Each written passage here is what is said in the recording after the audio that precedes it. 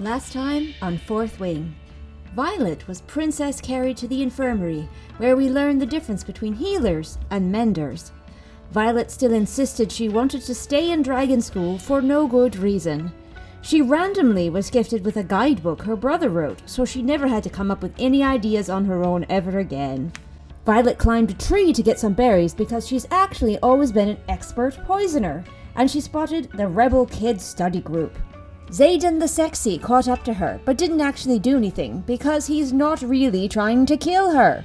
Violet did her one and only clever action this entire book and poisoned a bunch of her fighting opponents. Then we went to dragon class and learned about the mega cool ultra rare dragon that totally won't end up as Violet's dragon. Alright, I'm back. Got myself a beverage. Sometimes you just gotta drink water with a straw so it feels special. Now we're gonna find out what happens to her in this one-on-one battle with her hot enemy and see if I'm right about exactly all of the beats that are about to go down. Chapter 9 just begins with a quote, "I will not die today," from Violet Sorrengail's personal addendum to the Book of Brennan. Of course, we gotta describe him being very sexy as he steps into the ring. Daine steps forward. All 6 foot everything of him, dressed in midnight fighting leathers and a tight-fitted short-sleeved shirt that only seems to make the shimmering, dark rebellion relics on his skin seem like an even bigger warning. I know we look so much better than you, but fit hot guys have problems too. Right here, I would have her be like, oh, this is what he was waiting for. He didn't want to kill me down by the river because he was waiting to kill me here in public. We've already established that he's just so powerful that he could kill her on a whim. Also, why is he her opponent? Why did they decide that this was okay? Isn't it supposed to be like first years fighting first years? No. We gotta get her hot enemy into the ring somehow. Of course, Daine has to take a minute to remove all of his weapons and hand them to Imogen, my girlfriend. If he's such a badass, why does he need so many weapons? Is he compensating for something? His chest is massive, with wide shoulders and heavily muscled arms alongside. I mean, yeah, that's usually where arms go. Why do these guys all look the same? I can't help but feel like all the girlies saw this scene from Star Wars and have just never gotten over it. Because all of the guys look roughly like this in their tight black pants. And it's just like, all right, ladies, calm down. I know that's the stereotype, but like some of us don't find hyper-muscular guys attractive, and I am one of those people. And it's not because I'm asexual, because I experience romantic and aesthetic attraction. I think humans are beautiful and I love to look at them, but big muscular guys are like my least favorite type of human to look at. I fling a dagger straight at his ridiculously well-sculpted chest. We don't get very much internal monologue from this character unless it has to do with the hot boy. Then she is all internal monologue. She's just been thinking all kinds of things like, oh no, I'm so screwed, holy shit, is he fast? Just like, I wish that we had more from her outside of just thinking about the hot guy, because it's another cliche, isn't it? We have to have these thoughts from the female character of like, holy shit, he's hot.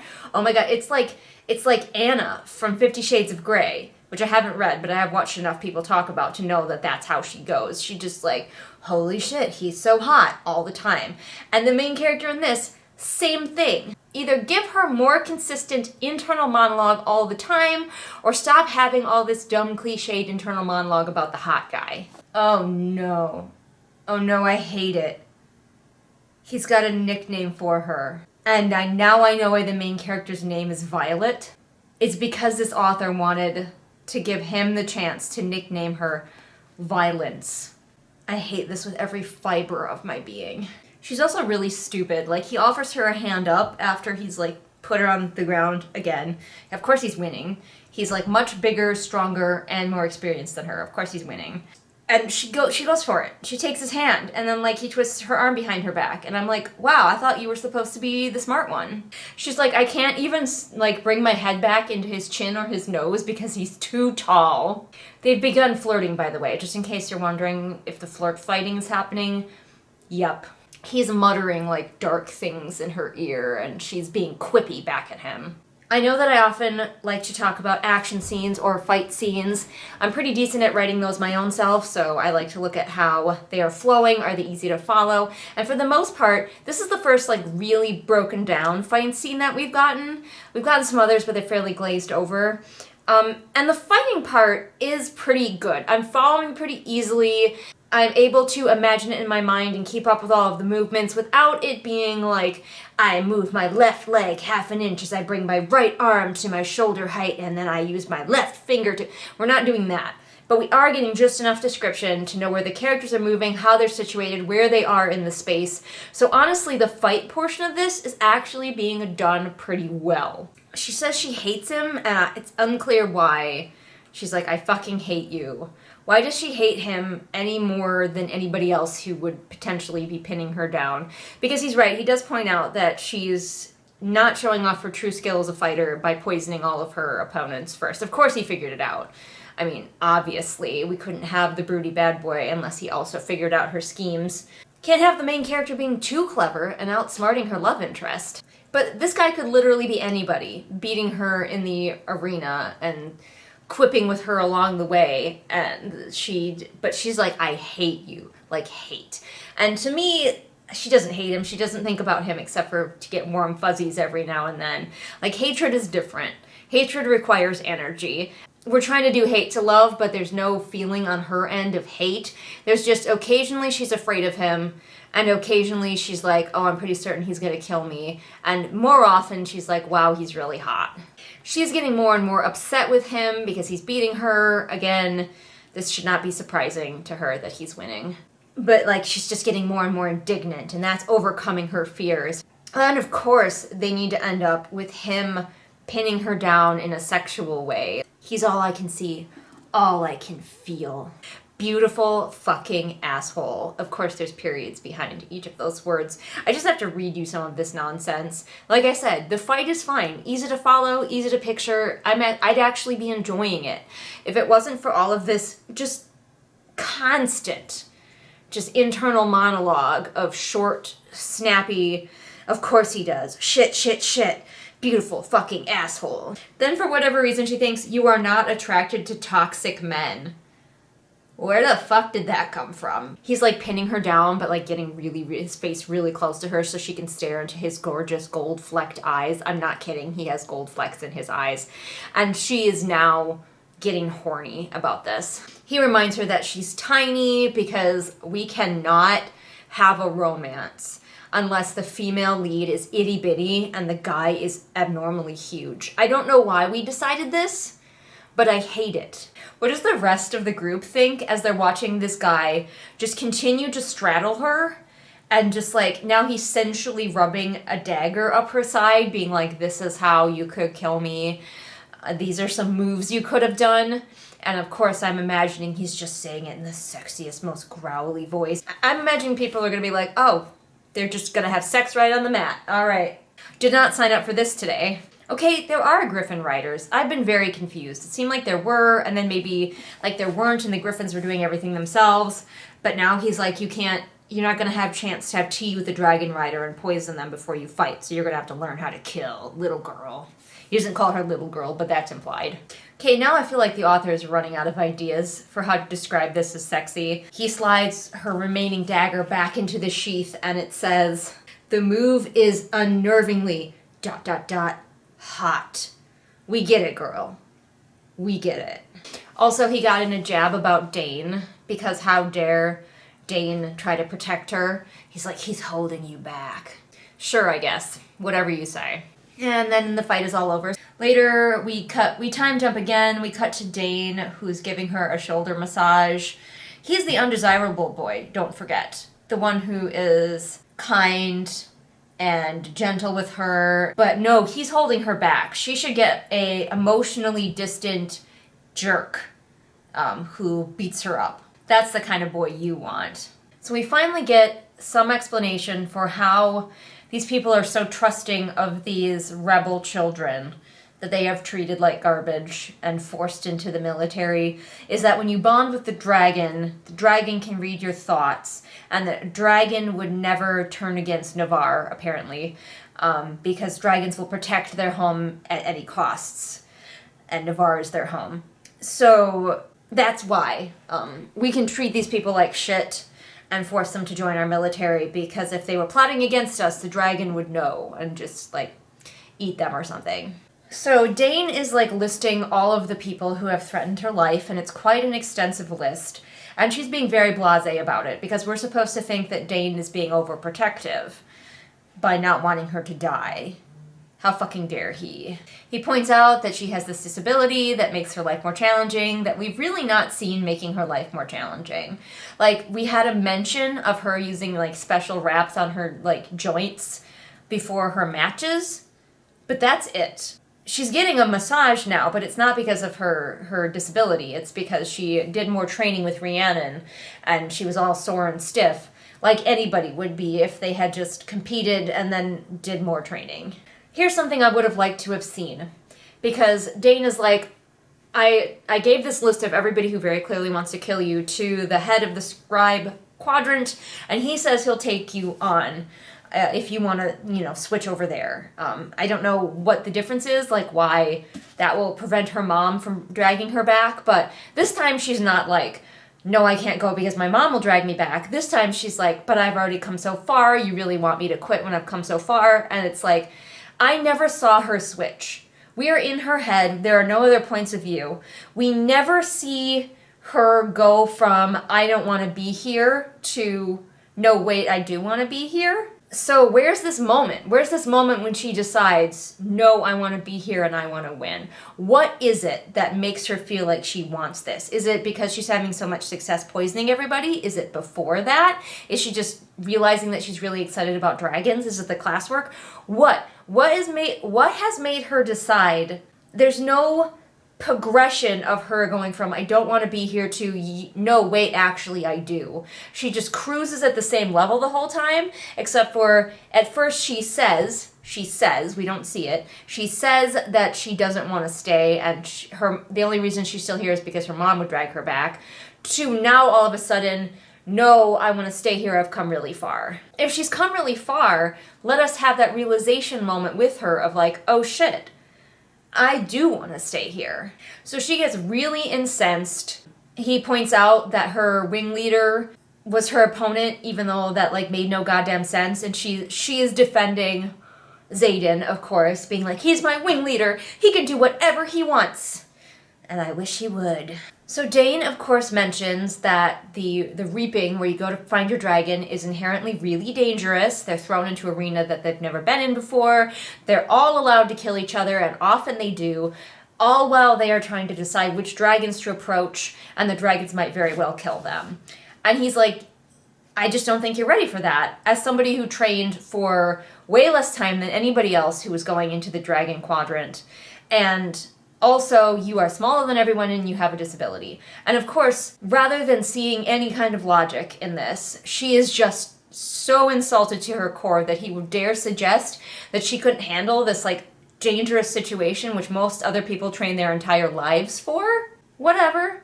Sure, she's really into this now. She is suddenly gone full, I have to be a dragon rider. How dare he suggest that I do anything else? We've had no indication whatsoever that she's even interested in dragons. He points out rightly that he has seen a lot of cadets die just in the time that he's been here, and he really doesn't want to have to watch her die too. But of course, that's also insulting to her. He says, I can't lose you, Violet, which we are supposed to probably think is him being like way too clingy.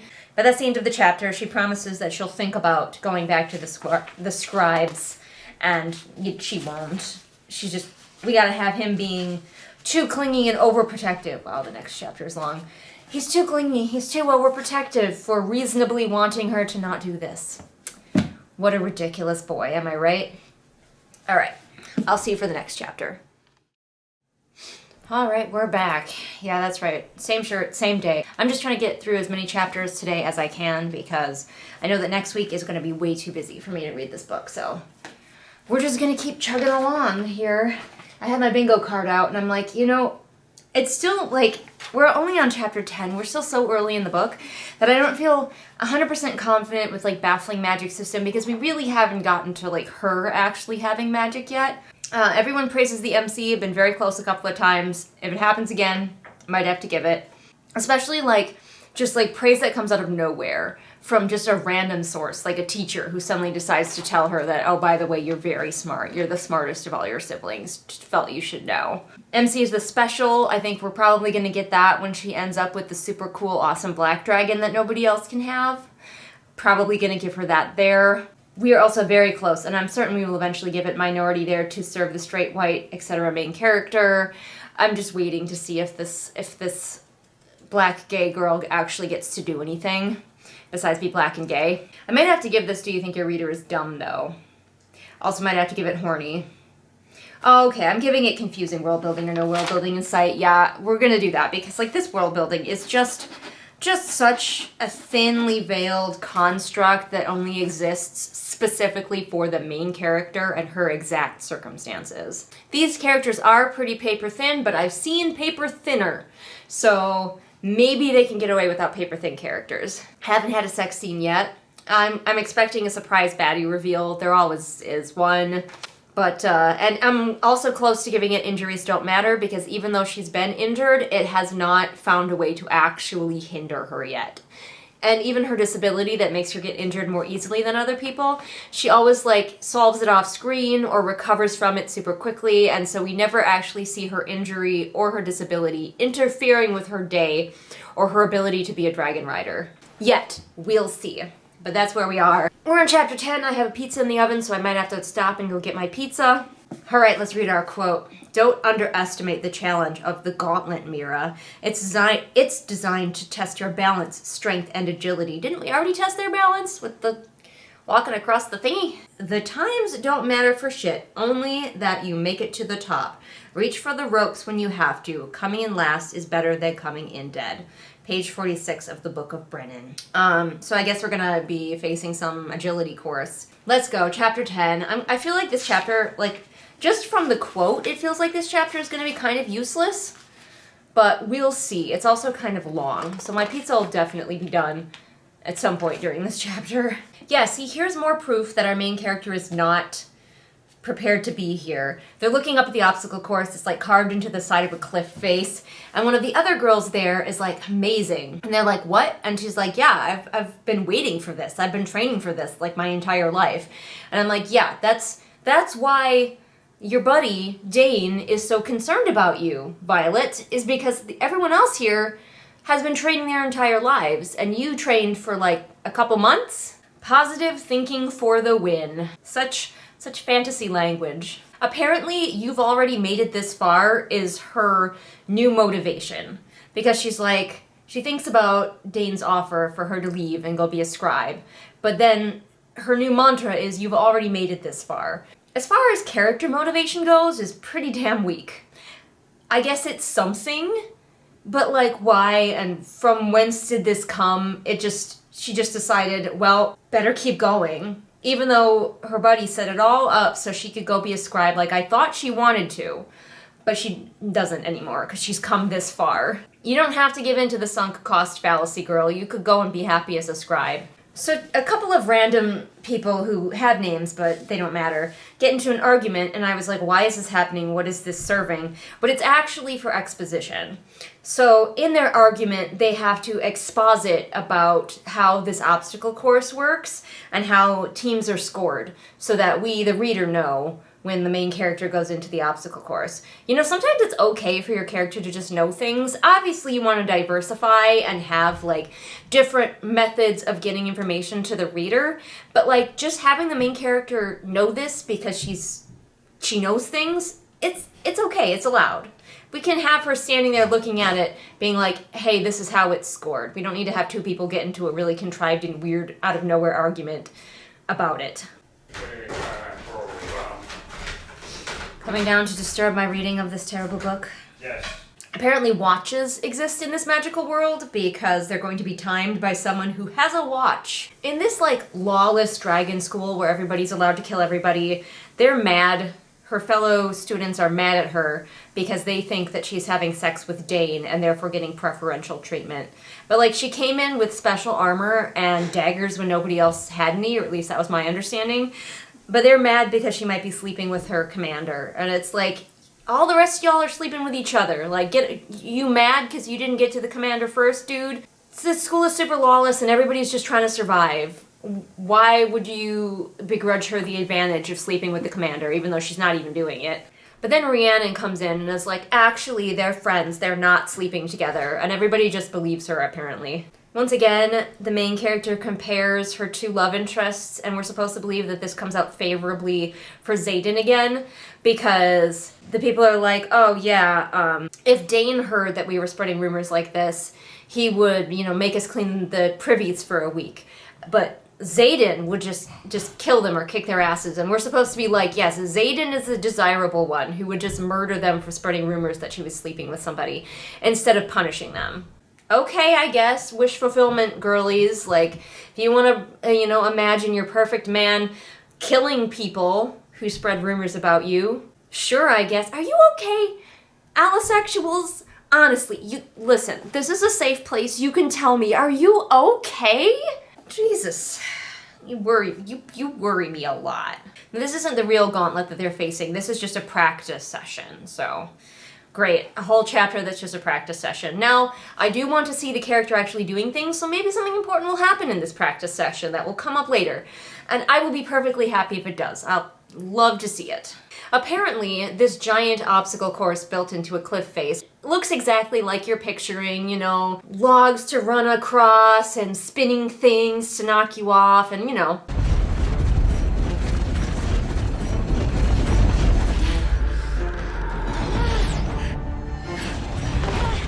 Apparently, this is supposed to mimic the challenges you'll face in battle. Once again, I ride horses, which does require strength and balance, especially like strengthening your core and just sort of balance in general. However, an obstacle course is never going to make me a better rider. Why would an obstacle course, or a better fighter, like if I had to dismount my horse periodically to fight on the ground, as it implies that they're going to have to do, why would an obstacle course make me better at that? An obstacle course built on the side of a cliff. Unless you're supposed to learn how to fall from great distances and not die because you're going to be riding around on dragons. Now I get that dragons are different than horses, but we don't have any dragons in our world or I would be riding around on those. So they watch one of their upperclassmen do the obstacle course, and it's just absurd. Like, all of the things that you'd expect to see in, American Ninja Warrior or whatever that show was, but high up on a cliff, going higher the whole time, so, rather than falling in water, you will fall to your death with one slip-up or mistake. And these kids have never done this before. This is just their training. So, I don't know how anybody survives to be a dragon rider, honestly. It even ends with, a vertical, jump climb. Just, whatever that show, is it American Ninja Warrior? Whatever that show is where they have to run the obstacle course and then jump up the vertical wall and hit a button. It even ends with one of those. Our main character is just so virtuous and pure. One of her classmates is struggling on the obstacle course, and it's one of the ones who's a jerk to her. Not the one who wants to murder her, just someone who's just a jerk. And one of her other friends starts to make fun of him, and she tells that friend off because, even though he's a jerk, we don't have to be, and it's ugh. You are just too good for us, Violet. You're just the best of us. Apparently their gods have temples. Feels like this is the first I'm hearing of it. Maybe I'm forgetting something. But she sends up a prayer to Zinal, the luck god, but says, I haven't spent nearly enough time at temple for the god of luck to care much about what happens to me. So I guess there's temples?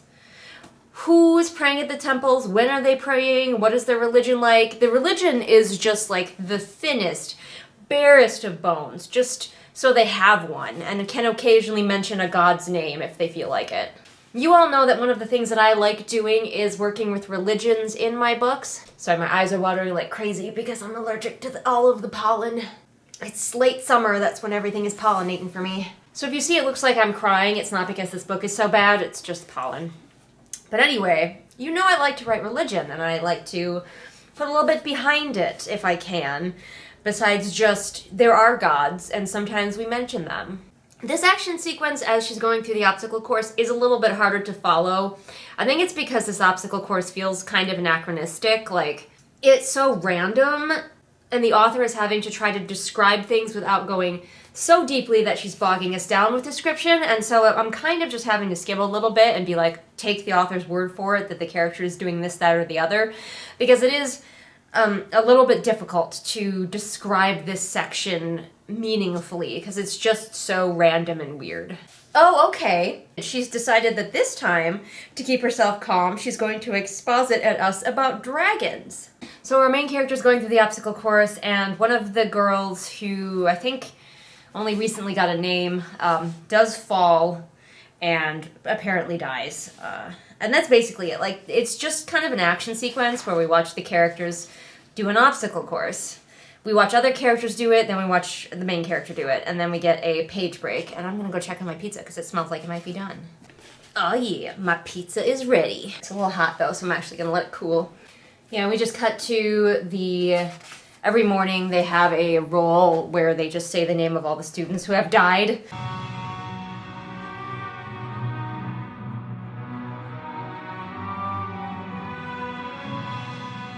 And the main character's like, oh man, so many people are dying in this harsh world. And I'm like, are we implying that maybe we're gonna realize that the system is stupid and try to dismantle it?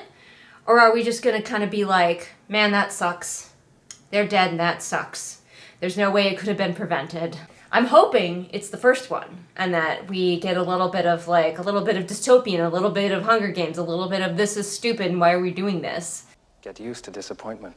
For some reason, our main character has decided that because she's the main character, she should handle the personal effects of Orly, whatever the girl's name was who died. So she is gathering the personal effects for burning. Our character is really affected by the death of a girl we didn't really know or care about. I don't know why we're watching this. Why are we following the main character as she gathers this girl's things and walks them down to the burn pit? It's so that we know that the main character is also just so thoughtful and affected by the deaths of others, you know, because she's the best one. Or is she going to meet her hot boy down there? Is this just an excuse to get her near her hot boy and also feeling sad? Ooh, and maybe he's down there with a cadet's belongings to burn and he's also feeling sad? Oh, I bet that's what this is. The gods don't matter so much to this world that we have to keep being told which gods are which. So every time they mention Malik, they have to be like, the god of death. Because we don't remember. These gods have left no impression on us. Oh, did this girl's death serve to make the main character more determined? Because that's happening. But she's like, it won't be me, I won't be dead, I won't be in this burned pyre. She thinks about going back to being a scribe, and it says, my entire being repels against the second option. Now she's having this thought. After she's already decided that she's super determined to stay here. Like, I feel like this section should have come earlier. It should have been plucked out of here and moved earlier in the story before she was fighting against Daine so hard when he said he would take her back to the scribe quadrant. It's almost been 2 months and I'm still here, still waking every morning to the sunrise. Doesn't that mean something? Isn't there a chance, no matter how small, that I might be enough to make it through the threshing? That I might just belong here? Yeah, put that earlier. So we understand. So we have a moment with her where she decides, I want to stay here, instead of having a whole conversation with Daine that seems to come out of nowhere. On her way back, of course, she hears somebody and she slinks into the shadows, and of course it's Xaden, Garrick, and Bodhi, who we are reminded is Xaden's cousin. Of course, Xaden realizes that she's there immediately, but doesn't give her away, and she's just angry about it, because all the girlies in these kinds of books have one mode, and that is pissed. It reminds me very much, again, of Light Lark, where the main character is just mad at people for various reasons. Her reaction to anything anybody does is just rage. We have a lot of, he folds his arms across his chest. This is another one where you don't need across his chest. It's implied. When we say he folds his arms, we know that that's what that means. We don't usually fold our arms in any other way, and if the character was, the author would tell us. So you don't need across his chest, across her chest, that's implied. They're flirting again. They're flirt arguing this time. I hate it. It's so cliched. It's all so cliched. He's still calling her violence, hate. It's It makes me want to make sure that I never have cutesy romantic nicknames in any of my books. They do the thing where she tries to walk away and he grabs her wrist and turns her back around. I should have made a checklist. I should have made a romantic cliches checklist for this one. Forget the bad book bingo, we needed a checklist. Next time we do a romantasy, we'll do that. She smells like mint and leather and something she can't quite identify. There's always a third thing, raw sexiness. He just came back from riding a dragon, so he should probably smell like dragon. This main character reads like such a teenager. It's very obvious that she's in her 20s so that they can fuck, because she just sounds like a kid. I can't even get a grip on one of my emotions. Teenager vibes right there. I'm so over this flirt arguing conversation. They just insult each other and then say something vaguely suggestive and insult each other again. And then she does that thing, that predictable romance thing, where she starts to like spill her guts to him about her feelings about being here. She says, "I knew what the odds were and I came anyway, concentrating on what tiny percentage of a chance that I would live." My understanding was you didn't have a choice. This makes it sound like you came because you chose to. But were you lying before when you said if you went back to the scribe quadrant, your mother would drag you back and you always just wanted to be here? In which case, we should probably be privy to that since we are in your point of view. So apparently Xaden just knows everything that's going on at the school because he controls the shadows. And I guess the shadows can hear. What is it with shadow guys that can spy on you whenever they want? Again, Lightlark vibes. So she reminds him that he saw their little clandestine meeting by the river, and he's like, yes, the fact that you haven't told anyone is the reason that you're still alive. And I'm like, no, because you could have killed her down by the river. Nobody would have asked questions. So finally they get done with their flirt arguing, and she's like, I can't beat the gauntlet. Oh, by the way, she's been struggling with the last little bit of the gauntlet because she's a shorty. And he's like, yeah, you can beat the gauntlet, you just have to think harder. And then he leaves, and she's pissed off. That chapter really wasn't about the character who died or anything terribly meaningful. It just existed so that our two characters can flirt fight again and have that whole moment about, like, hope. I have hope. You have hope. Oh, do I have hope, though? Oh, hope is a fickle thing. But anyway, I think I'm going to be done for the day. Maybe go play some video games. Still bored, by the way, in case you're wondering. Still bored. I'll see you for the next chapter. Maybe can we finally have some dragons, please? I want dragons before we're halfway through this book. There's dragons on the cover. I need some dragons. Are you writing a book and you're worried that maybe your world building isn't coming through, or you're being really repetitive, or heck, maybe your character's motivations are all over the place? Maybe there's a scene about your character's motivations that just needs to be moved earlier in your story. But that's really hard to notice all on your own. And that's why it's so important to get other people's eyes on your book. People like developmental editors. And hey, look at that. I happen to be one of those. So if you like the critique that I give here to other people's books and find it helpful, you could have a private critique of your own book that can help you make it even better and also give you techniques to take into the next books that you write. It's like a win-win-win-win-win. And also, you help fund me over here on this channel so I can bring you more exciting content. Don't forget that your first 5K words are only $25 to try it out and see if I am a good editor fit for you. And then you can finally say, yeah, my book is with my editor right now. Hello, welcome. We are doing maximum cozy vibes here because even though it's still kind of a summery day outside, I feel like being cozy today. So I have tea, and I have a chocolate chip scone, and I'm gonna sit here in my big chair in my robe and read a book, which is really the only way I'm gonna entice myself to read more of this thing. It's been like at least a week, over a week. It's probably been about 2 weeks since I have had time to sit down and read this, because this is a time-consuming activity, and people have started to ask me, you know, like, when is the read-along coming, when's it coming out? Listen, you want to see me stop doing that? You want to see me have more time to read this? You know, the Patreon is there? And I understand if that's something that you, like, cannot afford. Best way to do it is to hit those likes, is to subscribe, is to comment, is to show YouTube that you want to watch the video so they show it to more people, because the more people watch, the more the AdSense change piles up. So like that is one way that you're still helping me monetarily without it having to come out of your pocket. It's your time, it's your clicking. Any little bit helps. We're finally here with chapter 11. It is a grave offense against Malik to keep the belongings of the dead loved one. They belong to the beyond and the god of death and the departed. In the absence of a proper temple, any fire will do. He who does not burn for Malik will be burned by Malik. Now, okay, I will tell you right now that I love death gods. I often include them in my stories. And I like that we are getting like a ritual, things that these people do with their dead that is different from how we do it in our world. I actually really like that. Do I wish that they would go deeper on the other gods and stuff like that? Yes, but I'll take it. Like the ritual, the fact that they burn all of the belongings of the dead person is cool and interesting. Nigel, it might be too warm for you to snuggle with me, buddy. I'm already wearing a pretty warm robe right now. So they're still doing the practice for the gauntlet, which again, somebody has already died in just the practice. Is there any way that you could practice without killing people?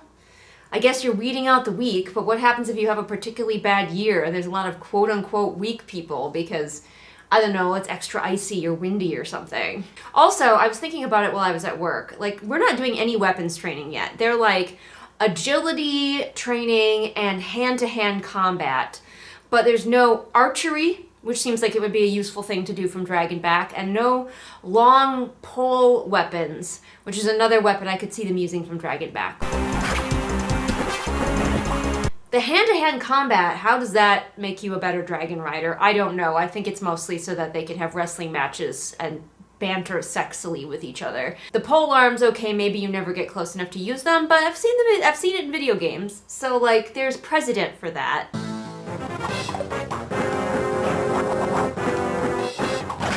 Why are you training with daggers and like close combat when all of this is supposedly to get you ready to ride dragons? So the one obstacle that our main character is still having trouble with is like the last bit because she's short. And it's supposed to, apparently that part, I'd like to know what all of the different parts of this are supposed to simulate, but that part is supposed to simulate jumping onto your dragon, and she's too short. Okay, I mean, they don't make like stirrups for your dragon. I guess shortness qualifies as being quote-unquote weak in this world. She thinks about leaving again, but of course she decides not to. This time her reason is, if I hide, I'll never know if I'm good enough to make it here. Since when does she care about finding out if she was good enough to make it here? So far, her only motivation has been, well, I've already been here for a while, I might as well keep going. I might not survive if I stay, I'm not sure I can live with myself if I leave. Boy, I would love to see some of that. Like, actually, instead of just being told that now all of a sudden your whole heart and soul is dedicated to this. Why? Why? No, it's not. She says, everything about the rider's quadrant is designed to weed out the weak. No, it's designed to weed out the unlucky. Why are we so obsessed with Imogen's pink hair? Every time we see Imogen, we're reminded that she has pink hair. She has no other interesting features, apparently. Good luck today. Imogen tucks an errant strand of pink hair behind her ear. Now she's noticing the badges that different cadets wear, and everybody's kind of got different ones and they mean different things, and she's like, now she's taking notice of that because she might need that information to give her an edge. We're gonna pretend, obviously, that she's the only one who's thought of that. This is the most like modern teenager speak I've read in this book in a while. He has that whole boy next door who can still kick your ass vibe going for him. I fight a smile because she's right. He so does. I can almost hear it in the Valley Girl voice. We have so many named characters that don't matter. Like, I get that it's supposed to make it seem like she knows her squad, but like, we don't know her squad. So Trina and Luca and Riddock and all that, I don't know who these people are. Yes, they have names and they're talking, but I don't know anything about them, actually. We finally have mentioned that our main character has totally been helping her friend Rhiannon with their history, even though we haven't seen any of their practice together, but we've heard more about her practicing fighting with Rhiannon.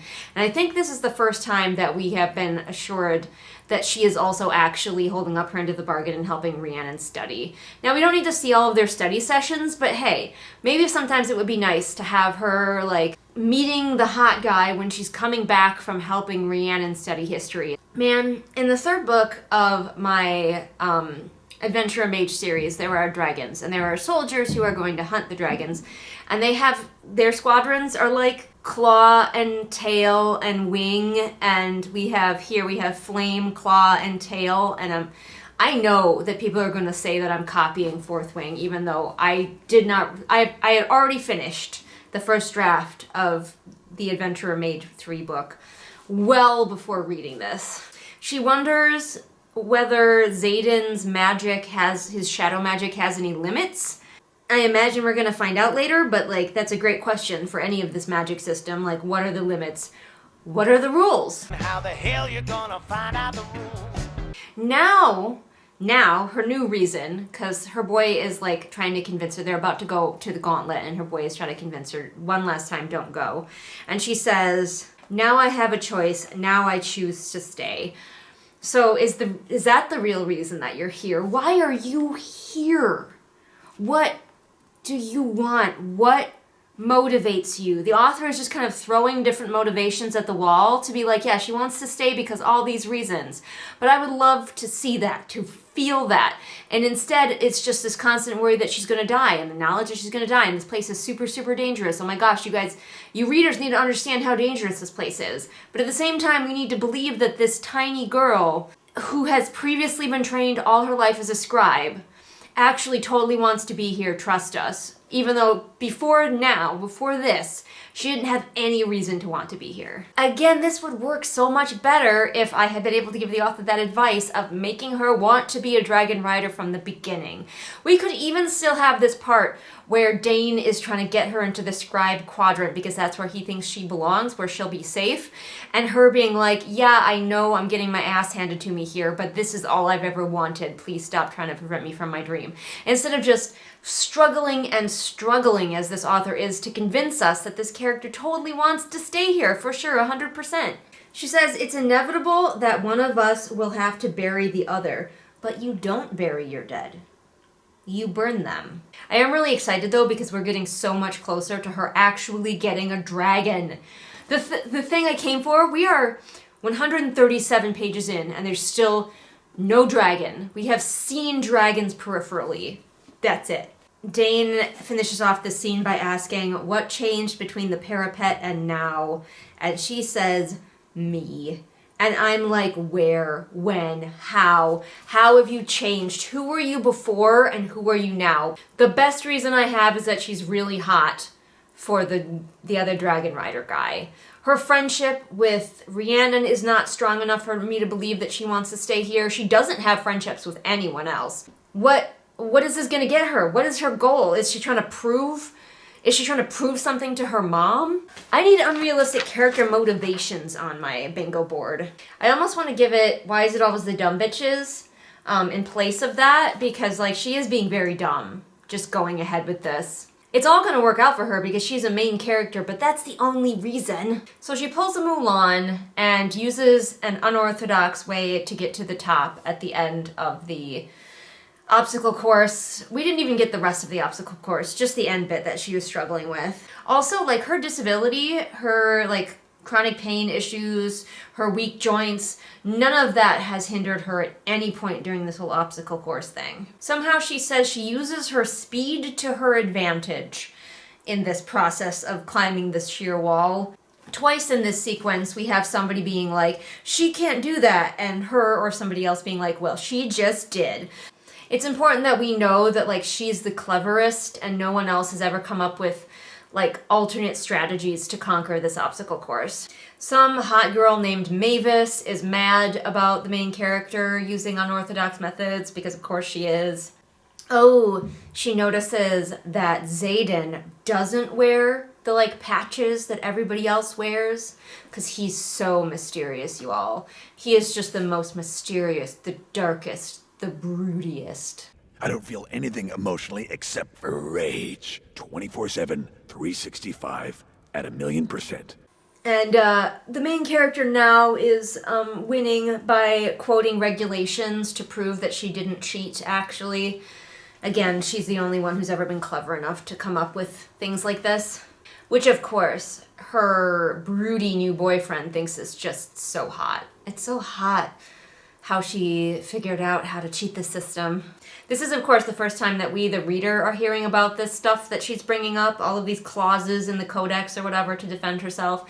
So we just have to take her word for it. So yeah, she does not get penalized for her unorthodox strategies, but she did beat up her hands a little bit, so she has to go bandage them, and that's it. What she, like, shredding her hands on the ropes that she used has nothing to do with her disability, so her disability is really not actually hindering her at any point in this story. And that's something that does bother me in a lot of stories like this. And I say this as an able-bodied person, so take this with a grain of salt. And if you are a disabled person and you would like to speak up in the comments, when characters in books have a disability, but it never inconveniences them. They always, like, it's always there, you know, in the background if we need to have them crop up for every now and then, but they never actually hinder the character. One of the examples that still sticks in my mind is reading Six of Crows, and one of the characters uses a cane, and they went to, like, a really snowy place where they're struggling through deep snow, and I was like, oh, the guy with the cane is gonna really be especially struggling with this, and it's never mentioned. There was never any thought for when his disability would actually hinder his life. And I feel like, although there is a lot of book left, that we're getting the same in this. And that's too bad because I from what I hear, the author is disabled and is representing sort of a version of her disability in this book. So it's really disappointing that she's not actually putting in moments where the disability would fuck with the character's day. Anyway, I'm gonna stop and start my camera, and then we'll be back for chapter 12, where we might get to meet some dragons. I'm so excited. Hello, welcome back to chapter 12. Because Nigel was on my lap, I haven't really eaten any of my scone yet, but we begin now. Alright, chapter 12, our quote is, "Presentation day is unlike any other. The air is ripe with possibilities, and possibly the stench of sulfur from the dragon who has been offended. Never look a red in the eye, never back down from a green. If you show trepidation to a brown, well, just don't." From Colonel Kaori's Field Guide to Dragonkind. So she takes a moment to describe the beautiful canyon where the dragon riders train, and it's a pretty good description, very evocative. And then it says, "And then there are the dragons." I personally would have led with the dragons versus the description, because a lot of times when you're describing something, you want to start with what the character notices first. And I feel like I would notice the dragons first. Ooh, all the cadets are buzzing because there's a feather tail in the group of dragons that they weren't expecting, and everyone's like, no one wants to bond with the feather tail. Oh, relax, feather tails don't bond. So apparently, probably just for convoluted book reasons, because the author wants the characters to talk to each other, they're supposed to talk to each other as they go past the dragons, because dragons like to watch humans interact and decide about them by how they interact with each other. I thought that there would be something maybe deeper and more magical about it, but okay. Oh, apparently this isn't where we bond with our dragons. This is just where the dragons get to, like, scope you out and maybe kill some of you if they feel like it. Because this isn't the threshing. This is something else. So she still doesn't get her dragon? How much book is gonna go by before we get her dragon? Of course, the main character is the one, like, comforting her friend and, like, distracting her from being nervous about the dragon, while everybody else is talking about, like, ooh, what breed of dragon do I want? The main character, because she's just the best one, is focusing on keeping her friend calm. I hope dragons like assholes, because of course, the guy that's walking ahead of our main character is just being a skeezy dick, which you'd think he would be trying to make a good first impression on these dragons, but he's super not, because of course not. Ooh, the special dragon is here. So that previous special dragon, disregard, because we have an even more special dragon. You know that black dragon we were talking about before? But we have an even better special dragon, a little golden dragon That's the Feathertail. And it's giving Toothless vibes already. Everyone's like, it's too small to carry a rider, and I'm like, who do we know who's smaller than everybody else? So a couple of boys start scuffling, and the main character wonders, like, is this what happens to us the second we get away from one of our leadership? We like turn on each other, and I'm like, yes, that's the point of this place. To my understanding, it's for everybody to turn on each other. And like every few seconds, we get somebody in your own squad making fun of you and picking on you and being a bully to you. Not to the extent that they're trying to kill you, like that Jack guy. You don't have like friends besides Rhiannon. So why are you shocked that the guys are getting into a scuffle?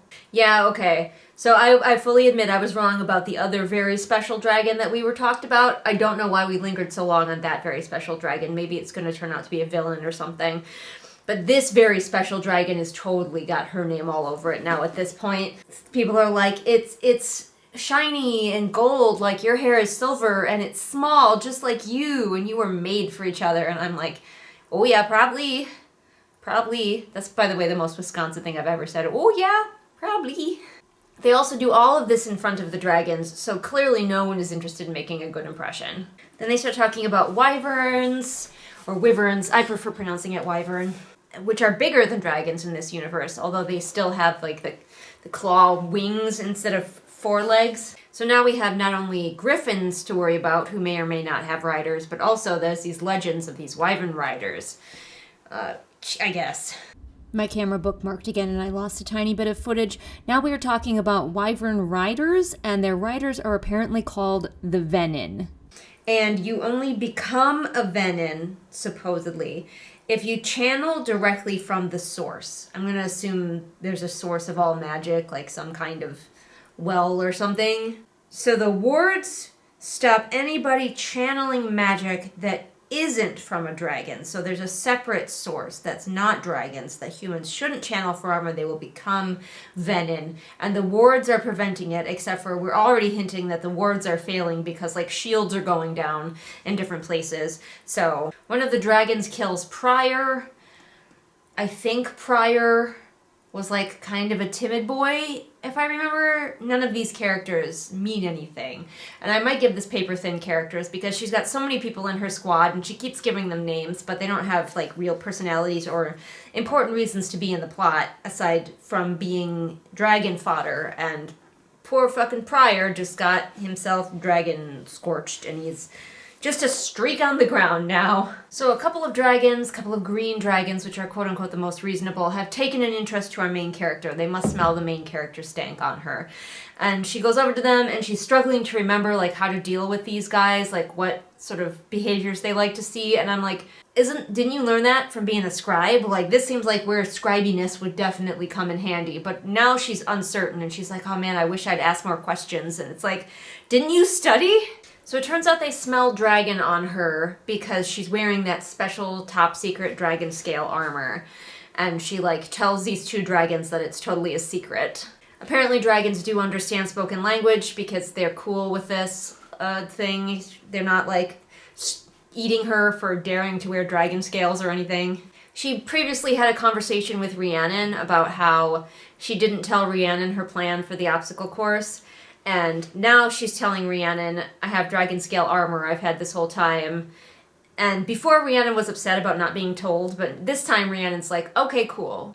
Glad you told me. No hurt feelings about you not telling me until this moment. Also, is anyone else gonna wonder why the heck these dragons were sniffing you so much? Nobody else questions it. They're all just like, huh, that was weird. Keep going. And then one of the bullies gets scorched by dragons, and that's the end of the chapter. So we met some dragons. We met the cute little golden dragon, and that's totally gonna be her dragon later. It's either gonna be that one, very likely, or the other really cool dragon that we heard about the previous chapter. But I'm gonna stop reading for right now. I might come back and read later today, or it might be tomorrow when I next read, but it won't matter for you. You get to go on to the next chapter in either a few seconds or a week. Who are you? No one of consequence. I must know. Well, that's okay. I'll just tell you. Tell you the names of my patrons, that is.